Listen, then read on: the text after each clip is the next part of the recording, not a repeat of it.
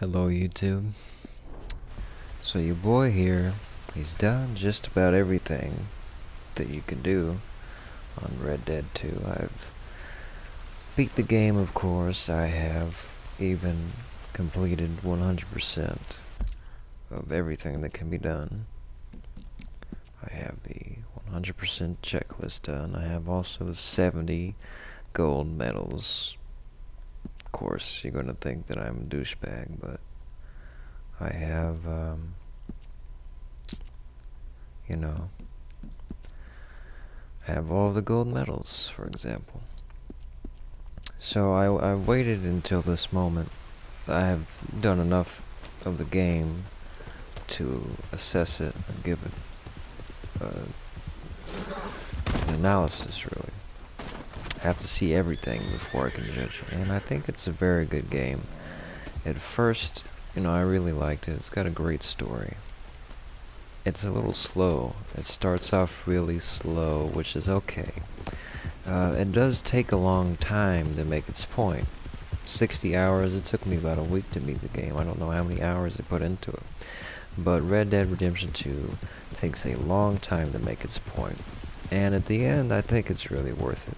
But a lot of the missions, maybe about a quarter of the story, I don't believe is really... some of the missions are just... they're not that important. There are characters introduced that you really don't care about. But the gang, overall, the gang evolves, and you have all these characters, and you kind of feel like you got a little bit of a family going on. So when you lose some of the characters, it's not like it's going to make you cry or anything. There are only a few moments in the game, perhaps, where a character's death or one of the circumstances will make you emotional.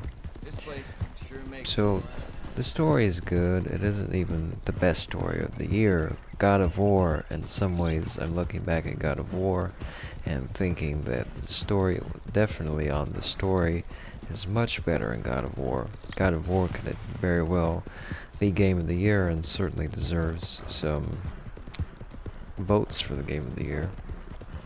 So I'm looking back favorably at other games like God of War, and even at other Rockstar games. I'm looking at GTA 5. I feel like going back and playing GTA 5.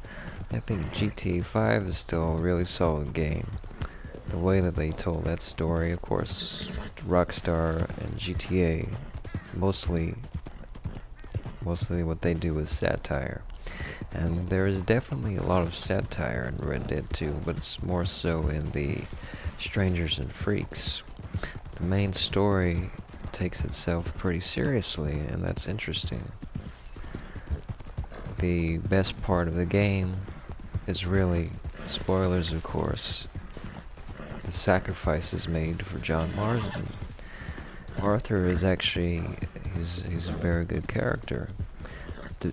Even without the choices that you may make as you play as Arthur, at the end the game sort of leads you towards this path of redemption for Arthur, and it stays true to the themes of the series about redemption. So I thought that was really good. So how are the graphics? Well, it looks pretty damn good. It's a very good looking game, and it's a very big open world, and there is a lot of detail. I don't think it's the most detailed game ever made, but in some ways it combines elements from BioShock Infinite, and there are some RPG elements from the last decade or so that have snuck their way in. So it takes a lot of things, puts a lot of things together, and it makes them work very well. But I don't know if it's that detailed. I don't know that after a while, I mean, I like the wildlife. If you go around and you discover all of the animal species and things, I like the little things like you can hunt animals much more. There's much more involvement in hunting than Grand Theft Auto 5, and there's also much more. The animal life is really good. little things like you can kill animals and watch their bodies decay, and then they'll go and eat one another, carnivores and such things. The world, in some ways, it feels bigger and there's more interaction, but it's still not something that I think I'm going to keep coming back and playing. When the online comes out, I'm sure the online will be the best experience. But after you do everything in the story, you go around and mess around and kill the NPCs and roleplay. And some people like that. But again, it takes 60 hours or so just to beat the game, and then you can pretty much free roam, and you have, $20,000, and you can go and do the glitches and maybe make more money. But there's not a whole lot that you can do, really. You can go and buy outfits and buy horses. There's not a whole lot you can do. GTA 5 in some ways is a better game. GTA 5 had a great story. Perhaps this is more emotional. Perhaps GTA 5 is more of a satire. But this is not the clear-cut best game that Rockstar's ever made. I would still put San Andreas up there, even though it came out in 2004. And even GTA 5 is up there. Some people may put this right up there, but I'm not so sure of that. Though it is a very good game. And it has a lot going for it, for sure. But it is not revolutionary, like some people predicted it to be. And I knew,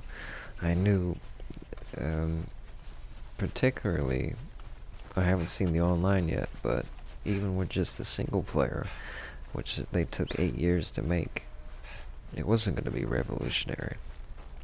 It still feels like GTA, but in the Wild West, Grand Theft Horse instead of Grand Theft Auto. And it's still a lot of the missions are a little bit repetitive and they get annoying, going from checkpoint to checkpoint, and you have to wait on the AI to initiate the checkpoints. That's nothing new. We've been seeing that for decades now. So they haven't really innovated anything with the mission structure. There are some very cool cinematics, though. The mission where Lenny and Arthur go to the bar and they have the editing is great in that mission. That's really a very cool, sort of an interactive, almost like watching a movie with just minimal button commands. It's more of a surprise unfolding. And then my favorite moment when you're building the house in the epilogue, it's probably, there's so much to think about if you know what happens in the first game. So it has some great moments, but overall, I don't even know if it's Game of the Year. It'll no doubt win Game of the Year just because of political reasons, not actual politics, but more so the politics of games. A huge studio like Rockstar, with the amount of time and money they've put into this game and sales, a lot of those things are going to influence the awards, but it's right up there with God of War, and I would give the edge to Red Dead simply because I think there is more to do than just beating the game, if you're into that.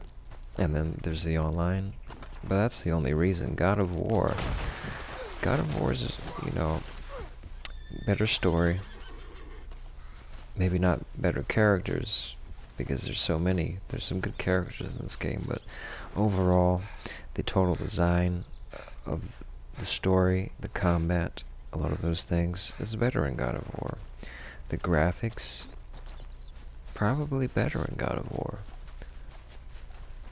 So, it's not all it's cracked up to be, but I do enjoy it for what it is. It's a very good game.